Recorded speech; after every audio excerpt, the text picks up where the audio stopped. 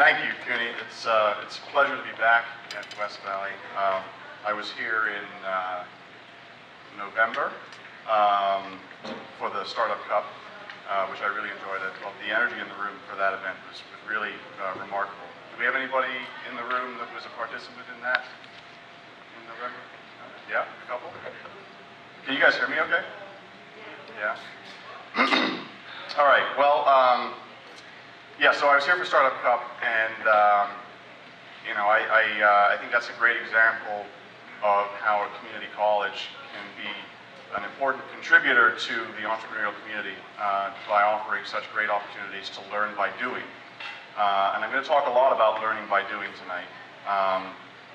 But first, as you heard during Cooney's kind introduction, I'm not an entrepreneur. I've never gone out on my own to start anything, so I would urge you to take that into account when you're listening to me, because I'm at least 50% full of it. You know, you don't really know what an entrepreneur is or how to be one until you've actually struck out on your own to start a company. There's no such thing as an intrapreneur, which people talk about as an entrepreneur inside a large organization. Because to really be an entrepreneur, you have to put everything on the line.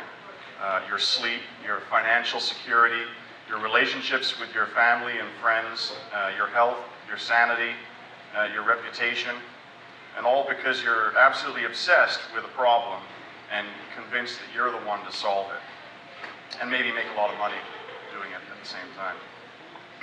But the problem comes first, so don't worry about making the money. Put your head down and get to work, and if you're lucky and good, then the money will come. But that doesn't mean you can't benefit from an entrepreneurial mindset as an employee. I just hope that eventually you'll quit and start your own thing, and then you'll become an entrepreneur. So I lead our community college initiative at Kaufman, and I've been to about 25 campuses around the country. And at every school, I meet dozens of smart, hungry, passionate people who are just desperate to make their mark on their communities and on the world, and to do that as entrepreneurs. At Kaufman, we're absolutely convinced that community colleges can be a front door to entrepreneurship and innovation for so many people in the country that may have previously struggled to find the resources they need, or who thought that the act of starting a great, possibly high-growth company was out of their grasp. It's going to take some bold community college leaders to assist these folks, and I'm happy to say that I think that you've got some of those leaders here at West Valley. Heidi, Cooney, President Davis, they all understand that the community college must be a connector, must map out and bring together the other resources in the community, so that when an entrepreneur comes to town and asks who they should call first to get integrated into the startup community, the universal response will be the community college.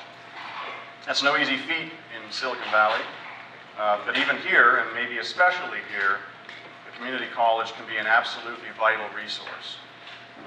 But it's because they're going to emphasize the right things. As with anything that's really important in life, entrepreneurship support isn't about having the best equipment or the most beautiful new buildings. It's about the people. Count on the college to keep bringing the right people in from the community, people with passion to start something, people who feel the pain of a problem, who live it, and who are determined to eliminate it, people like many of you here tonight. And so that brings me back to why I'm here, and that is to convey the message that to achieve sustained homegrown prosperity that is strong enough to weather any recession, you've got to be obsessed with creating a workforce of entrepreneurial thinkers and doers. Some people are going to be founders of billion-dollar companies, while others will take that entrepreneurial spark and become invaluable and motivated employees within the firms they serve. And yet others will pursue the path of self-employment within the skilled trades. This is about making sure that everybody, regardless of background, education level, or interest, at the very least perceives the opportunity to be entrepreneurial. So what does it take to have an entrepreneurial mindset? At the most fundamental level, it's about the power to choose. It's the understanding that you possess the locus of control. That's a term of art and psychology. But in the world of entrepreneurship, it means very simply that you don't accept the status quo, that you choose to change it. I don't want to sound all Tony Robbins. Is that the right guy? The self-empowerment. Yeah. So it's not all about self-actualization, etc. But and I know it's a deceptively simple point. With an entrepreneurial mindset, you go through life recognizing opportunities in the pain points you experience every day. You pursue knowledge. You seek to understand the problem. You learn, but then you apply that knowledge and turn the ideas into action. This all begins, though, with the idea that you have the power to choose. But what are the ingredients? Those are the characteristics of an entrepreneur or an entrepreneurial mind. But what are the ingredients of the entrepreneurial mindset? Critical thinking and problem solving, collaboration and leadership, agility and adaptability, initiative, effective communication, both verbal and written, accessing and analyzing information constantly. This is not a field where you learn your trade and then enter the community and you don't have to learn anymore. This is you are constantly evolving, constantly pivoting, constantly looking for what the next thing is. Otherwise, you're going to be made redundant pretty fast. And then lastly, curiosity and imagination.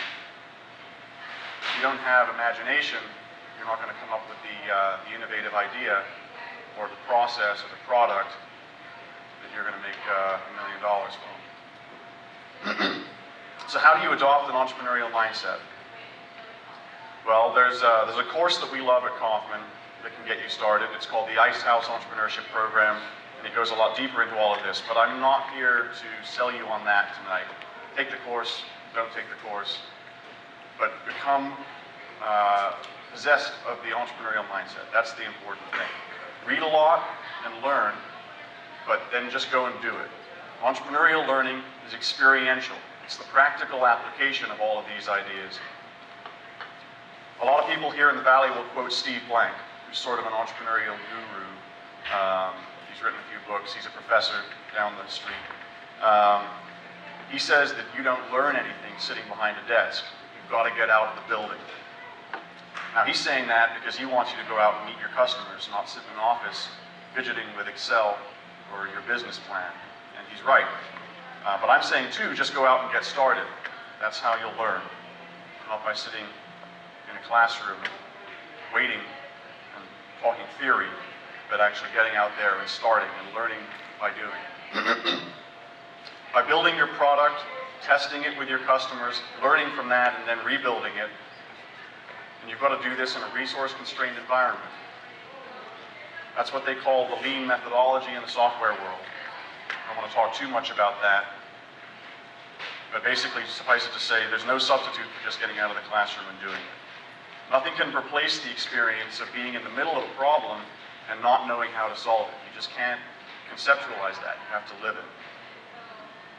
Don't obsess over business plans, financial projections. They're totally wrong anyway. You don't all have hockey stick financial models. And don't obsess over your pitch. A lot of resources out there, many of the SBDCs and SCORE chapters, business plan courses, they emphasize this stuff. Nobody cares. Show me the soul of your idea. Show me that people care about it, they care about your pain point, and show me that your team is the right team. Entrepreneurs all have different learning rhythms. This is why after a certain point, taking courses, curriculum, doesn't work. It lays a foundation, but pretty quickly you've got to get out and start doing. Good mentorship is the only way to teach entrepreneurship. So find yourself a good mentor. But it's easy enough to say. So who here would like to be a mentor to startups or to an entrepreneur? All right.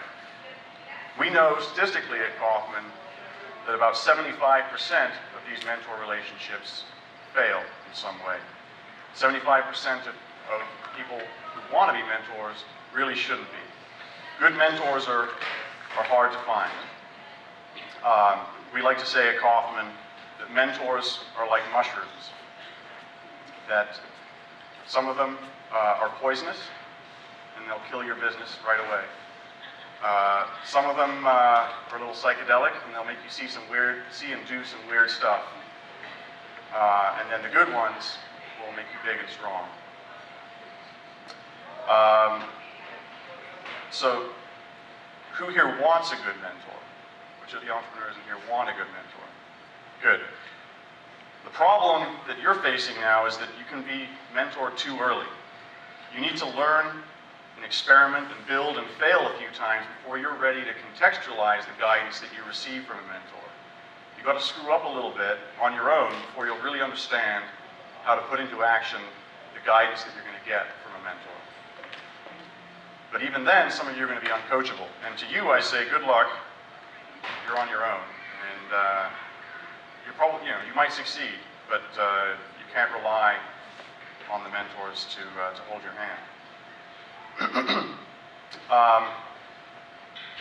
How are you going to put this into action? Well, go to a startup weekend or to an entrepreneur meetup, like the one we're at right now. Learning from your peers, talking through the same problems that you all share. There's nothing more important than that.